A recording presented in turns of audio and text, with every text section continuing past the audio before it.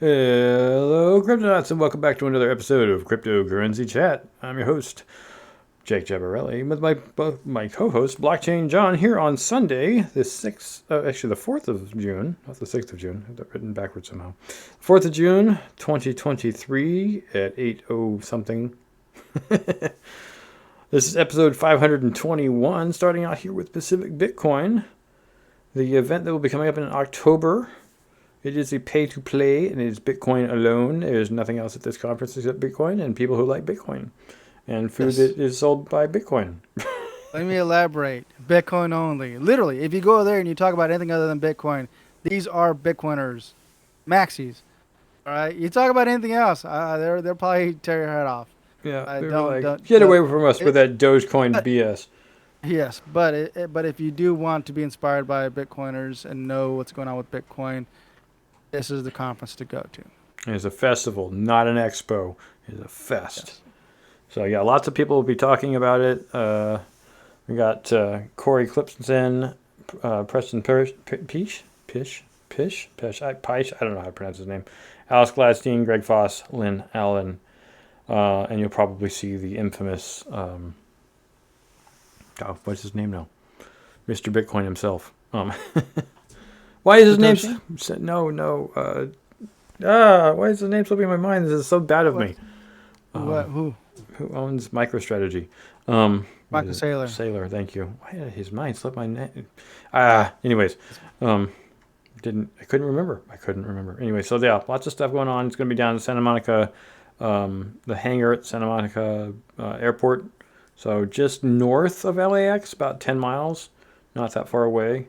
It's going to be all in the hangar. It's not going to be like a typical expo building like one we went to in Santa Clara. Won't quite be the same, but apparently a lot of festivals have been held at the hangar. So anyways, it is roughly $500 for the cheap tickets and roughly $3,000 for the VIP tickets. So get yours now before they go up in price. All right. Also, we're going to be talking about Bitcoin 2024, which is coming up in about 14 months in Nashville, July 25th, 27th, so the end of July next year. They just wrapped up Bitcoin 2023, so they've already announced the next one, and that will be also on be on the East Coast in Nashville, not on the left coast. So, do we even talk about what the ticket prices are? $500 for general admission, $1,200 for industry. Satoshis. 6,000. Yes, we were talking about it. It was about 2 million sats for the cheap tickets. At least 1.1. 1.8, not 1.1. Oh wait, why did yours say something different? Mine shows 1.8. Yours is 1.3. How does that work? How does that even work? What are you looking at? BTC conference? No, I'm looking at the exact same thing. When I look at it, it says 1.8579838 sats. Refresh, I guess. I'll hit refresh. And I just clicked on it. Nope, same thing. Still says it. Yours says $300 and mine says $500. Don't even know how that's possible. That's really strange. Oh wait. No. You're looking at a different place. What am I looking at? I clicked on the tickets button on the main page. I did too. I clicked on tickets. And I scrolled. Oh, that's weird. What was that? What was I seeing? Did they just update the webpage for you, not me? I don't know. Anyways, okay. 1.1 million sats. My bad.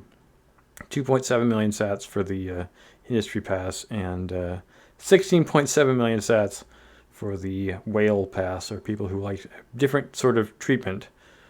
And we'd also just like to point out, we can talk about the Odyssey stuff at the end. So let's get on to the news.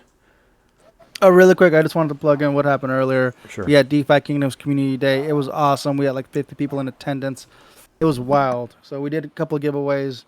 Thanks to the donos we had from Burnham and from Crypto Grady. Gave away some heroes there. And congrats to the PTG. Yes, they were the winners. Cool. At the Gaia Guild. That's great to know. All right, you want to hit us with the crypto Twitters? Yes. Where are we at? Crypto Twitter. This week on Crypto Twitter. White House mining tax scraped. Bukele hires Bitcoin expert.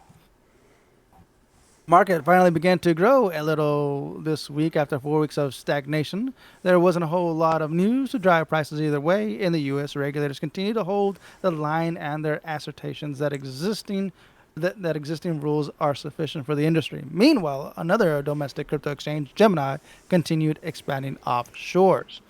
The most politically important tweet from crypto Twitter this week came from Congressman Warren Davidson, who confirmed on Monday that the new U.S. debt ceiling agreement blocked an unpopular White House proposal for a 30% excise tax to be applied to crypto mining firms based on how much electricity they consume. Also on that day, Bitcoin NFT project Ordinals hit a new milestone of 10 million. Yeah, we talked about that. Yeah, we did. Yeah. On Tuesday, El Salvador's National Bitcoin Office, an official institution set up to Promulgate. promulgate Bitcoin as legal tender in the country, announced that the country's authoritarian president Nayib Bukele had hired a new Bitcoin consultant, and we did talk about that earlier too, or last week, Dr. Amos. Congrats. Alex Savenki, the CEO of blockchain data research and company Nansen, announced that the company was letting go of 30% of its staff in order to streamline the company. He also mentioned the bear market as a factor. And there's a tweet from Alex.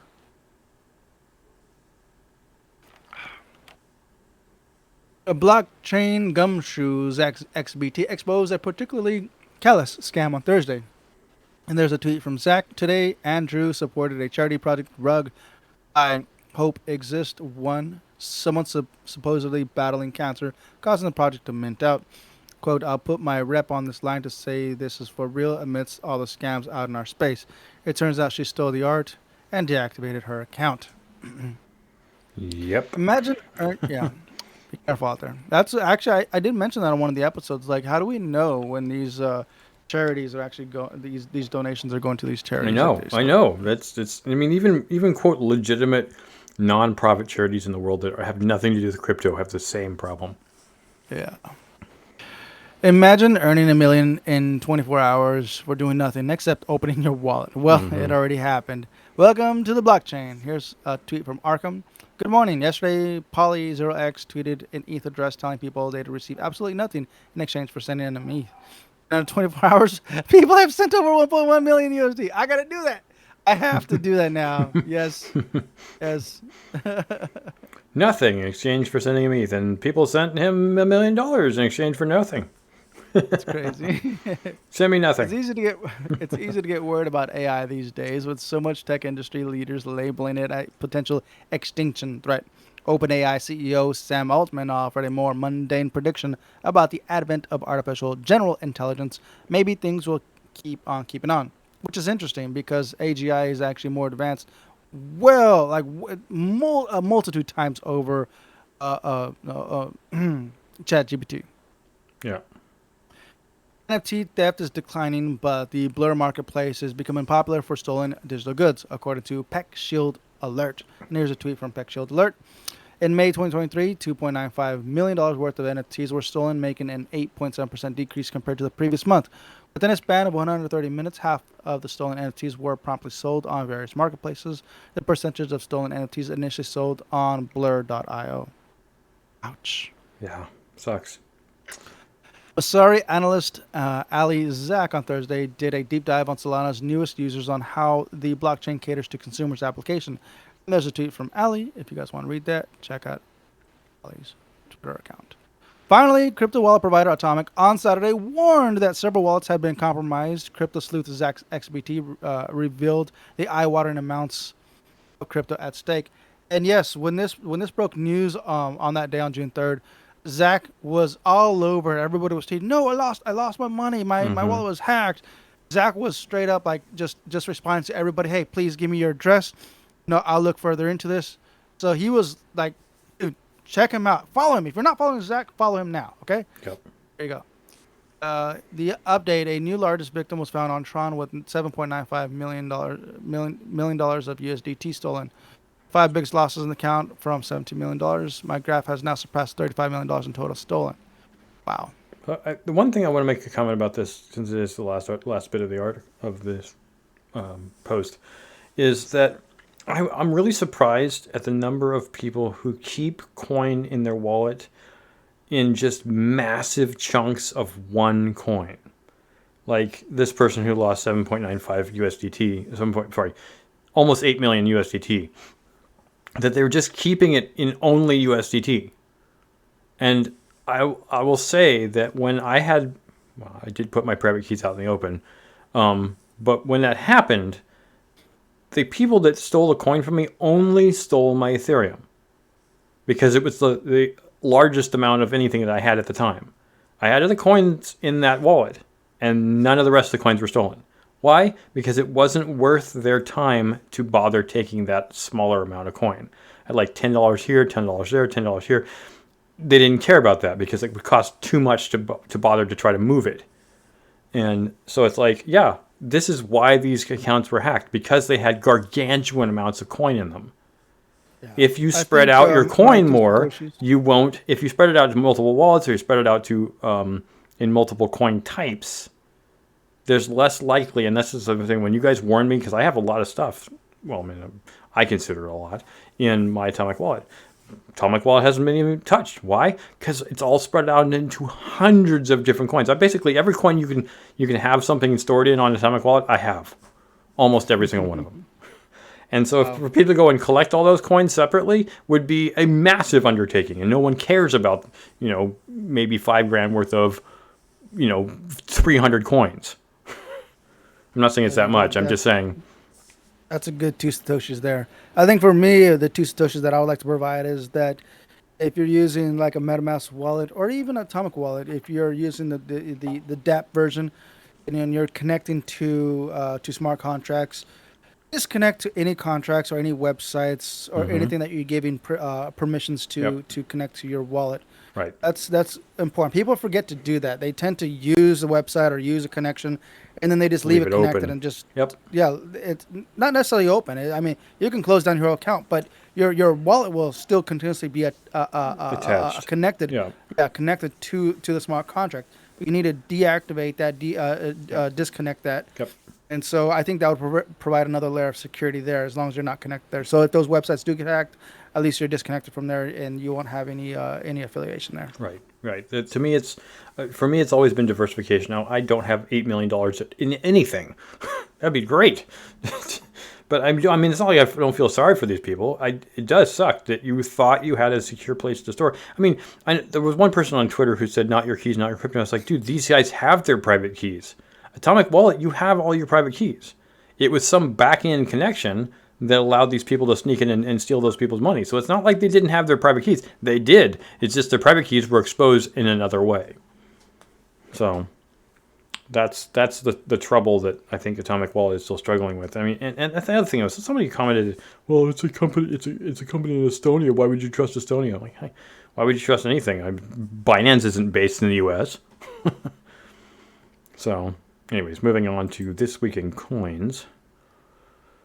XRP, Litecoin, and Solana outpaced Bitcoin in week of small gains. Small gains. Markets managed to finally overcome 4 weeks of inertia and grow a little this week, but perennial leaders Bitcoin and Ethereum remained virtually flat with their nominal gains over the last 7 days, with only nominal gains rather. Bitcoin added 1.8% this week and traded on Saturday around 27,189. It briefly reclaimed 28,000 at the start of the week. I still don't know why we're comparing it to fiat US dollars anyways.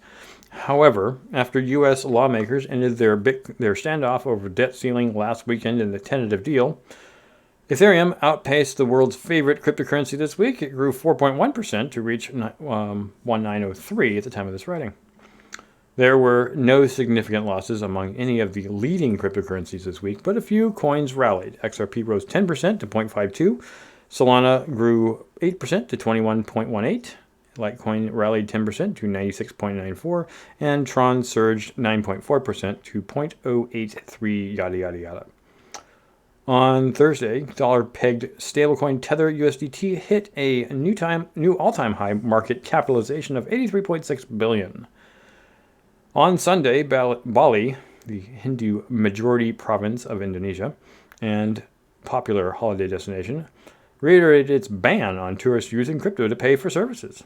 Bali Governor Wayan Koster warned increasingly disruptive visitors that crypto use Oh no. could be punished No.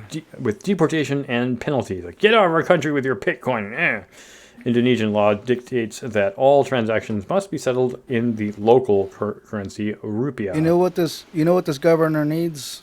This is Sparta! If kicking him would do anything. While crypto is currently permitted to be kept as an asset, using it to settle payments in Indonesia is illegal. After details of the agreement reached between President Joe Biden and House Speaker Kevin McCarthy on the U.S. debt ceiling were made public on Sunday, U.S. Congressman Warren Davidson confirmed on Twitter on Monday that the agreement has now blocked the unpopular White House proposal of a 30% excise tax to be applied to cryptocurrency firms based on how much electricity they consume. So grateful for that. It was such a dumb thing. That day, the central banks of Hong Kong and United Arab Emirates, which we spoke about on Wednesday, met in Abu Dhabi and discussed plans to strengthen their financial cooperation and work together to regulate virtual assets. Hong Kong began allowing retail investors to trade crypto on Thursday, a move seen as a big step for crypto's drive in China, a country that has cracked down heavily on the industry since summer of 2021. It just goes to show you that China isn't really Hong Kong, even though they keep trying to enforce rules there. In the U.S. on Wednesday, no coiner, Senator Elizabeth. I love that. Straight up. No coiner, Senator Elizabeth Warren. Yes, no coiner. Nice. She doesn't like coins, apparently. Continued to sound a note of alarm over crypto. As an example, Warren told a hearing of the Senate Banking Committee that crypto had been used by a criminal organization to buy precursor drugs to manufacture nearly $500 billion worth of lethal synthetic opioid fentanyl. Wow. And her comments here on MarketWatch. Crypto exchange Gemini announced on Thursday that it had begun the process of acquiring a license to operate in the United Arab Emirates barely a week after announcing its European headquarters in Dublin, Ireland. In these moves, Gemini follows Coinbase, another popular exchange that has been on a global expansion drive recently as U.S. regulators continue to hit the industry with enforcement actions rather than guidance. Yes, this is what everyone's been saying. Gary Gensler, please give us guidance, don't give us lawsuits. The Commodities Futures Trading Commission, or the CFTC, on Thursday issued a new proposal to revise its risk management rules to account for, quote, evolving technologies like cryptocurrencies and artificial intelligence. Finally, miners in Texas can breathe a sigh of relief, which we will talk about in the next article. So I'm not going to read it.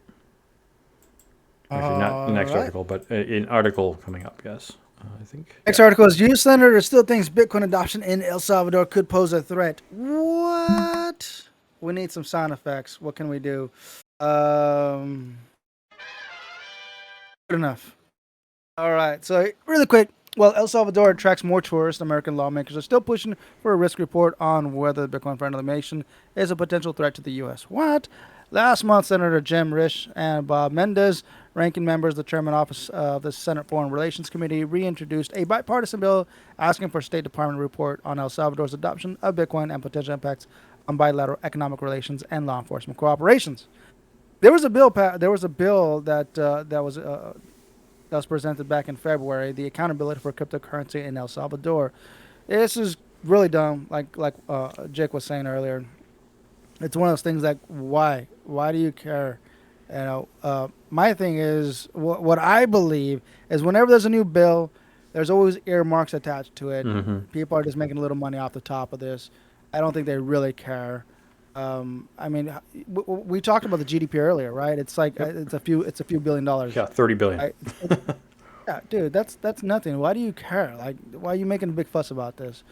If you pass bills, you're taking a little bit off the top. Period. That's what's going on in my opinion. But Nayib is not backing down. He's been pretty much pushing forward, and has been doing a lot of press conferences around in the States. He's in the States right now, or he was last week.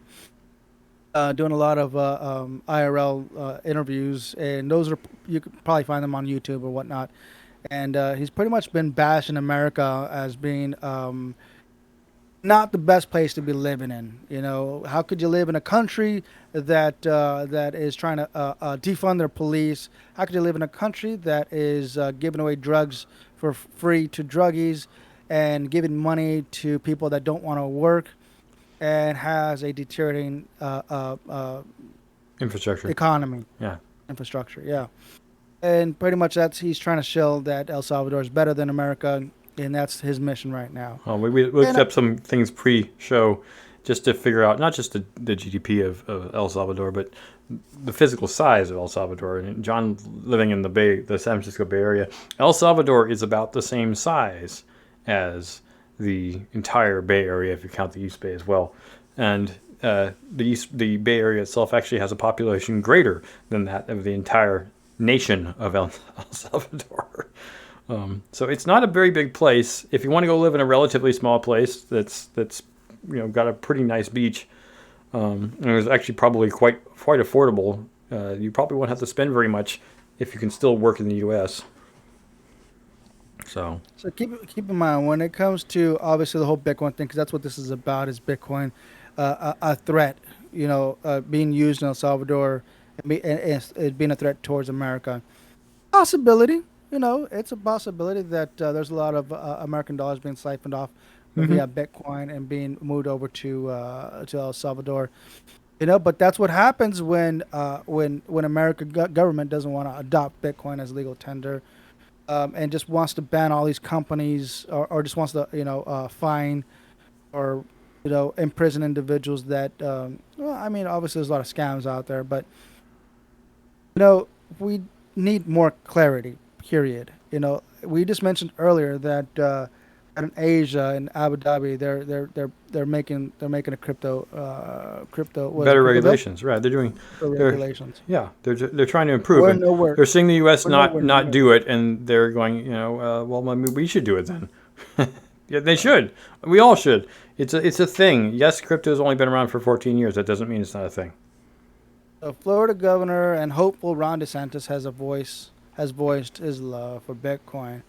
Come on, he is In a running sense, for election next We've year. done a lot better with electric cars, but I think it has to do with the fact that Americans really like cars, and so cars have been a much Bitcoin and cars or electric cars at least hit the market really dead seriously in 2008 when electric cars with the first Tesla Roadster, and then in 2009 Bitcoin came out. So it's about the same time. And yet there's been a much, much, much bigger embrace of electric vehicles in the United States than Bitcoin. So, granted, electric vehicles aren't necessarily currency, but they're a huge part of American culture.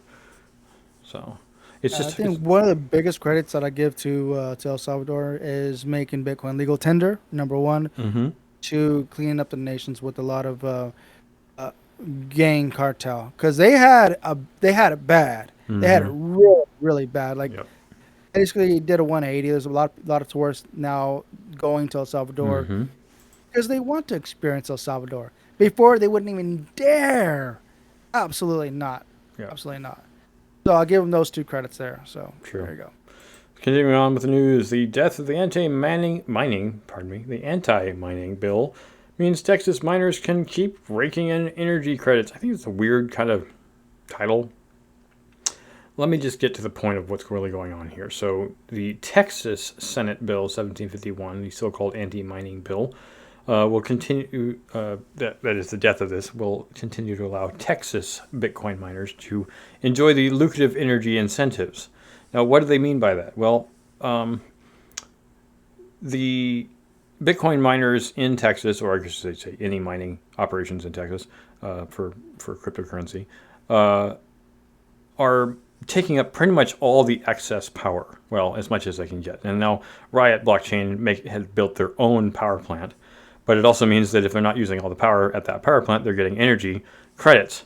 The main thing was that they were trying to cut down on accessibility. They're saying, look, we need that extra power, And we don't want you, that is the Bitcoin mining companies, to control it. And the Bitcoin mining companies were saying the exact same thing I was saying as a very small Bitcoin mining company. Well, I wasn't mining Bitcoin, but let's say crypto mining company, is in the excess of power that every single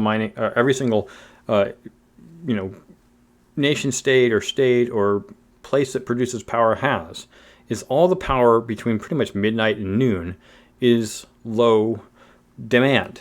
Nobody needs it at those times. And in the afternoon and evening, everybody needs power. That's when the most power is used, when people are getting home from work, watching TV, or in the afternoon before they get home from work when the most work is getting done. And so what's the problem? Why is they care with this? Well, if you're sucking up all the power in the morning, then you're getting cheap power and you're using that to mine coin, however you're doing that. And then in the afternoon, you can turn those machines off and just give it back to whoever needs it. And this was a balancing act that I was proposing to the local power companies here in the Northern California area. But this is what's been going on for years. I mean, since probably, 2012 in Texas with these companies that have existed. And they're just like, look, we can provide all this. We can provide a place to sink this power. And then when you guys need it, we can get back to you. And they just didn't like that. The Texas Senate, somebody in the Senate convinced the Senate to try to pass this dumb bill. And the Texas is like, no, we don't want to do that. That's just stupid. So, fortunately, it was killed. And these guys get to go back to doing what they were doing already, which is sucking up all the excess power. And then when it's needed, turning off their machines, which no one else wants to do. Like, in any industry, and I've worked in a lot of different industries that need power, most of them can't control their power demand on demand. They don't have the ability to do that. They can't just say, okay, we'll turn off half of all our machines within 5 minutes. Nobody can do that. I worked for Intel. I know for a fact they can't. So the Bitcoin industry can very easily turn off all their machines within seconds if demand suddenly spikes. And that is something that is literally designed to be able to do. So it seemed dumb that this bill could even come into existence. And it really just feels like a jealousy thing. And I'm glad it was killed. So that's all I got to say about that. I'm glad. I was trying to look for other companies that other mining corporations in Texas. I couldn't. I know there's more than just Riot. There's tons of them. You know, there was a lot of companies that actually came in from China. Yep. You know, I don't know if you remember that. That was a couple of years ago when mining was banned in China. So a lot of those companies came through. But there's so many articles I couldn't find it in the time that you were reading that. But yeah, it's not just one. There's a lot of companies out there. Yeah, and not just in Texas, where Texas power isn't necessarily very cheap. In fact, it's not cheap at all. But that's the reason Riot built their own power plant, was because they knew that they could get it cheaper that way. The cheapest power in the United States is near the Canadian border, where most of it's done by hydro or dam power that's water falling over a dam, where the power there can be as cheap as 1 cent per kilowatt hour. So, all right, on to the next news. I hear this. This is Dogecoin investor class action lawsuit now accused Elon Musk of insider trading. What? Do we have a what? No, I don't think we have a what. We have a... Okay, so what's going on here? The ongoing lawsuit against Elon Musk over his Dogecoin dealings has taken another turn. The group of Doge investors has now accused the billionaire of engaging in manipulative practices that influence the price of popular meme cryptocurrency. So if you guys don't recall, or if you guys are new to the crypto space, back in May 2021, Elon Musk was on Saturday Night Live, and he pumped Doge. He plugged in Doge, and then it skyrocketed. Everybody wanted Doge. It went the other way. I thought right after his show, it dropped down to almost half what it was. No, you're right. Because he said, I forgot the exact words that he said. It was he said something on the show. You're right. It was it went up before he went on the show. It went up a lot because it was up to 73 cents or something at the max. And then once he was on the show, and I think he was joking about pumping it or something, or a pump and dump scheme or something like that, and people were like, "What? This is stupid." Yeah. You know, he said something, and then it dumped. Yeah, you're right. It dumped a lot, and that I don't think these people are suing him just for that. I think at least it seems that they're suing him for the fact that he continues to do what they consider to be market manipulation, And this is the thing. I'm not one to defend Elon Musk. He's one of my least favorite people. And he's not even a politician. I don't like him.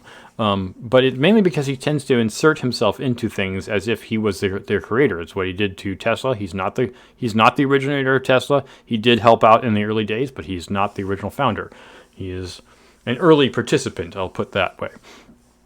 Just because he's heavily involved in it now doesn't mean he's like he doesn't make Tesla. He's just the head guy in Tesla. There's thousands of other people that work for that company, and they get a bad rap from his assholery.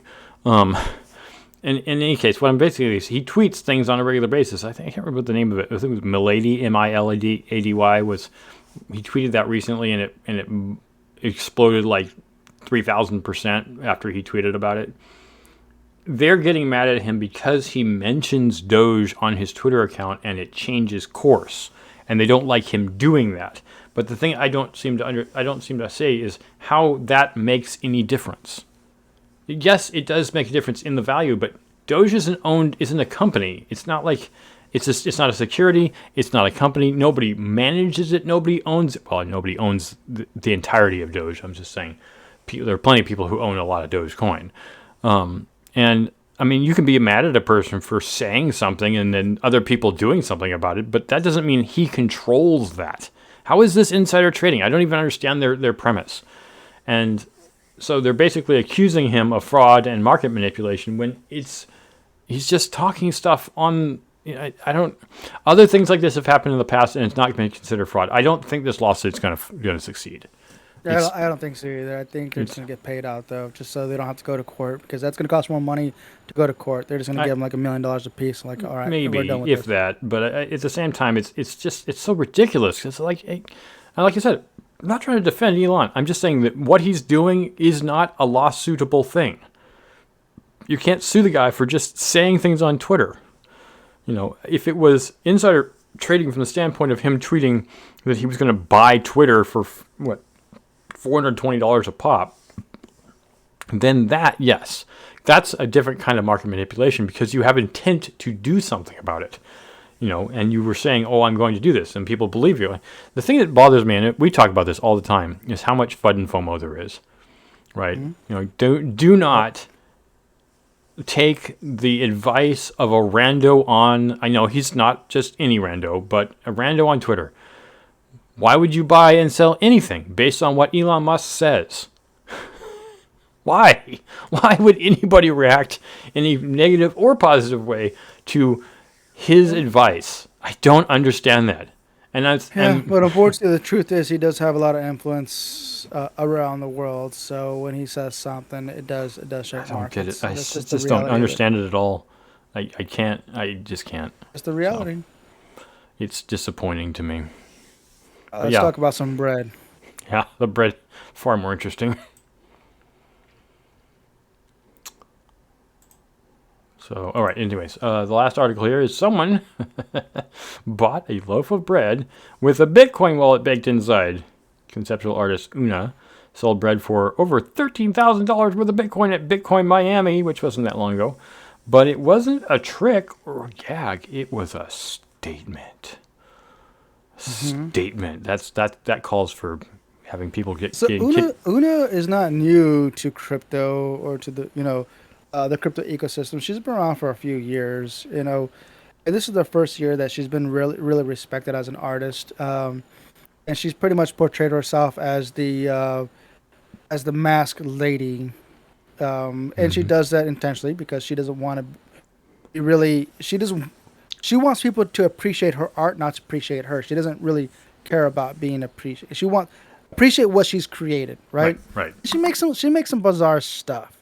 She does some bizarre stuff, right? Yeah, she's going for the art, not for herself. Please don't look at me. Please look at my art. Yeah. Yeah, and it's not like, oh, this is pretty cool. This is it's really bizarre kind of art. I don't know how else to say it. Like, for example, I'm going to put the Bit.Bread aside for now. I just want to talk about what happened in the past, what she's done already, right? Mm-hmm. There was what was it? It was let's see. Let me find it real quick. Why can't I find it? That moment you want to find something, you can't find it. As Right? soon as you make notes. Oh, there it is. There it is. Milking the artist. That's literally, the art is in the title, milking the artist. So, she received a high bid of $200,000 for literally auctioning off a cup of her own breast milk. Not Una. She was, I guess, in partnership with the artist Lori Baldwin. That's crazy. I mean, this is not just. She has a lot of bizarre stuff like this. This is just one of them that they wanted to just put up there to let you know what's going on. Now we got Bitcoin bread, which is another like it's a bizarre thing. Like what? Okay, and that sold for half a Bitcoin. Okay, that's interesting. I wonder how much Bitcoin was in the bread. It doesn't say in the article, but it does say the title says someone, but we actually do know here who bought it. And Well, it the was wallet was inside. You know, obviously you can't physically put Bitcoin anywhere. You can put a wallet somewhere. yeah, but So- I wanted to know how much it was. It doesn't say Half a in the Bitcoin. article. No, she said it was half a Bitcoin. Half a Bitcoin is what the auction was bought for. You know, like the price of it, yeah, because she said she put half a Bitcoin on the wallet in the bread. And that's how much it was. It was bought for the value of the Bitcoin. So yeah. Oh, okay. Interesting. Okay, let's see here. Bit.Bread. But yeah, she's definitely making strides into the community. Obviously, that's not her only purpose. Is not just to be Bitcoin yeah. related or even crypto related explicitly. She's just doing it as a statement. So she does say that this year is different from other years because, like I said, she's been in the crypto space for a while, and this year is different because these meetups obviously we're in a bear market, and these meetups are a lot different from the prior ones where we're in a bull market. And when she was attending these events in the bull market, men would approach her and say, "Hey, how much do you charge per hour?" Yeah. Trying to portray Yeah. that she's a prostitute, or literally trying to go up to Yeah, try. she's to like, rip her I'm not mask an off. escort, and I'm an artist. Yeah. Yeah, and people would try to go up to her and rip her mask off, and Yep. she doesn't want people to see her like that. She's an artist. Yep. And she said this time around it's a lot different. We're in a bear market, so people are really respectful and they appreciate what she's done, and which is good. It's good that she's finally broke through and made a name for us. I'm sure she's had that name for a long time, but hey, there we go. Yep. So that wraps up Bitcoin the Bread. news of this Sunday, June 4th. I'd like you guys to check out, of course, Bitcoin Fest, Pacific Bitcoin Fest, the National Bitcoin Conference in 2024. But also, if you would, we would appreciate it if you're not already watching us here on YouTube. And let's say you were actually watching this particular episode already on Odyssey. Man, that'd be amazing. We'd appreciate some comments and some views. That'd be great. But if you'd like to check out our content, not just our content, but ways to donate, you can check out our Cointree, and our Cointree shows a place that you can donate to us in all kinds of crypto media type. But you can also, of course, submit in fiat if you wish. We have Odyssey, obviously, Patreon, YouTube, Twitch, Spotify, which used to be Anchor, Twitter, Discord, where you can come check out all of our content, which is pretty cool, and get C3 Media tokens. PayPal, Buy Me a Coffee, our sign-up website, which I need to talk about, and Reddit. The last thing in particular here is that we're going to start doing interviews again. This is the month of June, and this is when the interviews are going to be happening, hopefully. We did try to do, was it March or was it February when we last tried to do interviews? That was February. It goes in February. Yeah, and unfortunately, not every single person we wanted to interview made it to the actual interview. We're interested in doing this because we're, of course, crypto related here, and we like talking to people. I think we should probably get Gabriel on the show, right? The guy from what was the name of the real estate company he was dealing with? At Bitcoin at Blockchain Expo. Oh, DigiShares. Yeah, DigiShares. If we could get him on, that would be amazing. I think we probably could do that. But basically, interviews are something we really enjoy doing because it tends to get a lot more attention to our channel. So look for that. We'll be doing them, creating them on Thursdays, pretty much every Thursday, as often as we can. And then they'll be put up the following day, just like our episodes. So thank you, everybody, for watching, and we appreciate your patronage. Stack Sats and Hodl. Adios. Yes.